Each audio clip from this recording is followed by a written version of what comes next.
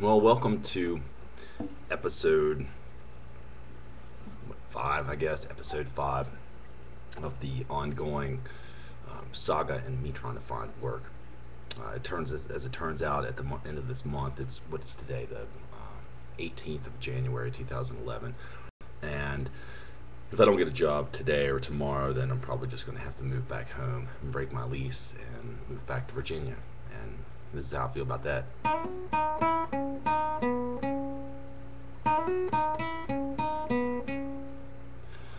And you know how the rest goes. But anyway, I I got an interesting email today, and it was from the Dandelion store. Mr. Chang was responding to an email that I'd sent out for a job posting that was on Craigslist, and I got an interview, which is really great. I applied for that job.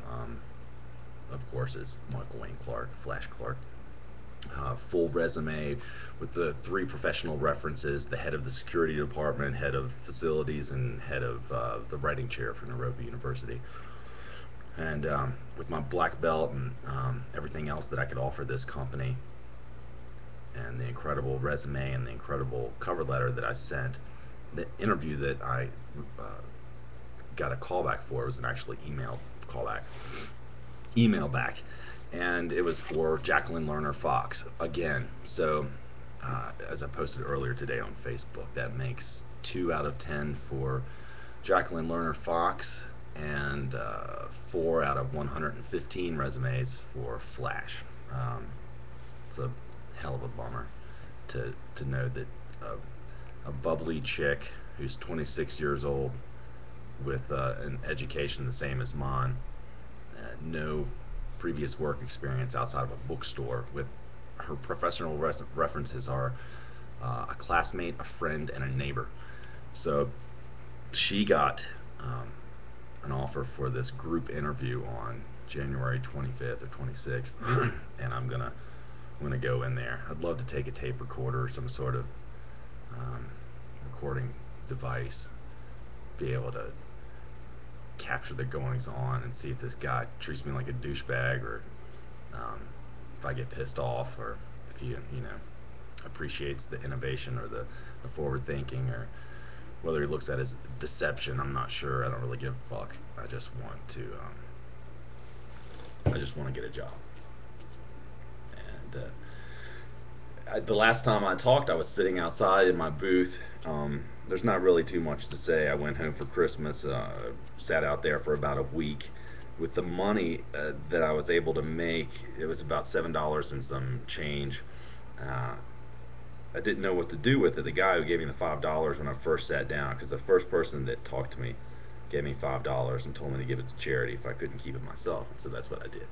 I decided I was going to give it to charity. When we went home, we didn't have enough money for the extended family to exchange presents this year, which we always do. We hold a Christmas gathering at lunchtime at my Momo Millie's house, and we'll exchange presents. And my little brother and I would hand out Christmas presents with our Santa Claus hats and whatnot.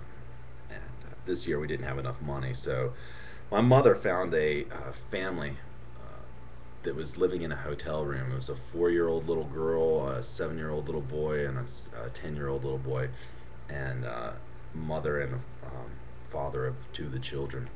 The father was disabled, and they were living in a hotel room while she worked, and they didn't have money for Christmas, and so that's what I used the $7 on. $7, 7 big old dollarinos for those little kids. But it was the most incredible experience, giving somebody a Christmas that they couldn't afford themselves on Christmas Day. It almost made me cry.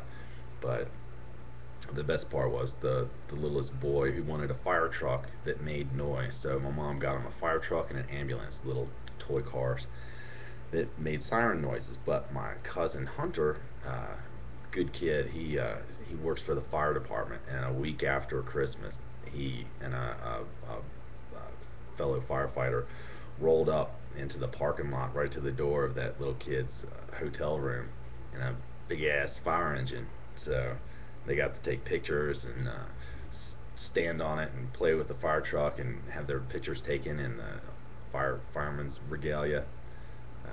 But that was incredible. It really made me nervous going back home, and I don't want to go back home at all. I've had several instances where I just want to break down, and I don't know what I can do to keep my apartment here.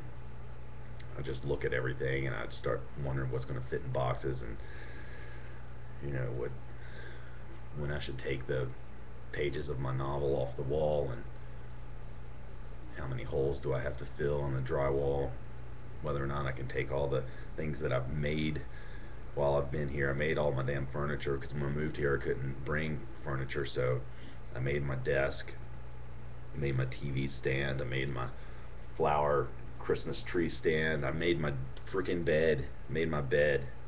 It's like 3 feet tall, 7 feet long, made for big men that like to be up off the ground when they sleep. But I guess that's all I gotta say, really. A little bit sad. Had a job interview yesterday. I should mention that. And that job interview went very well, except that it didn't occur because National Geographic showed up. The magazine showed up at my pers- prospective job. So they were like, "Oh, we got to take National Geographic. They're doing an interview, so we got to do this. I hope you can understand." And the only thing I could think of was, how in the hell do I get this guy on my resume? How far is he driving out there? How many resumes do I have on me? And is it enough to put one underneath every single wiper blade of every single car in that parking lot? But anyway, I guess I'll play myself off here.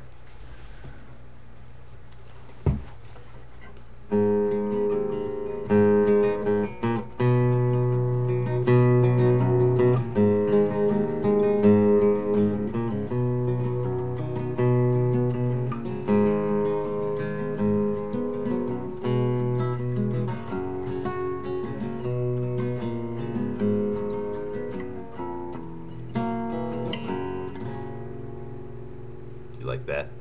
It's called an accidental when you play a wrong note in jazz. It's just an accident when you play it in any other form of music. So I hope you enjoyed that little bit of improv.